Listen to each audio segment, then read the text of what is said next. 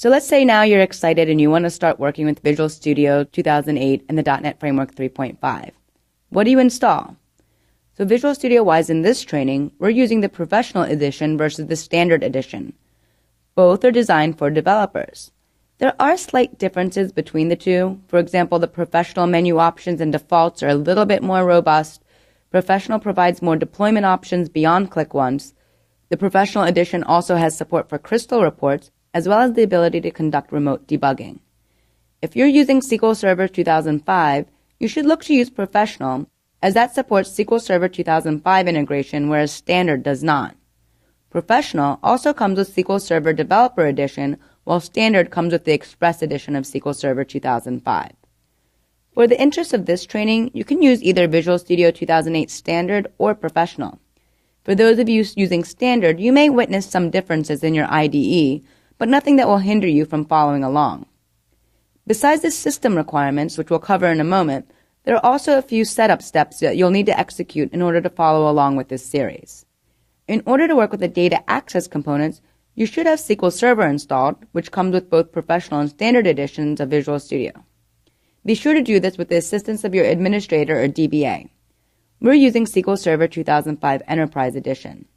Additionally, we've downloaded a few components. In order to have a sample database to work with, please download the Northwind database, which is a free download from MSDN. If you open up a browser application and do a search for Northwind,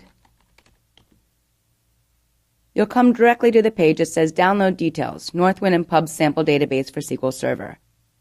Just go ahead and download this to a particular file location in your system, and then launch SQL Server and open up the file wherever you downloaded it. Just do File, Open, File, and there where you downloaded the sample databases, you'll see two scripts that start with inst. These are the install scripts for Northwind and Pubs. By opening these up and going ahead and executing them, you'll be able to install the databases, both Northwind and Pubs. We've also downloaded the Ajax Control Toolkit. The Ajax Control Toolkit is a community-driven set of controls and sample applications that enable you to enrich your web-based applications. We'll walk through the details of this installation when we get to the Ajax lesson.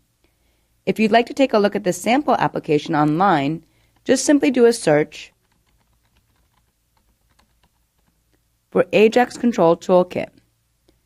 This will bring you straight to the home page. By clicking on this, it'll take you to the sample page for all the controls that come with the ASP.NET Ajax Control Toolkit.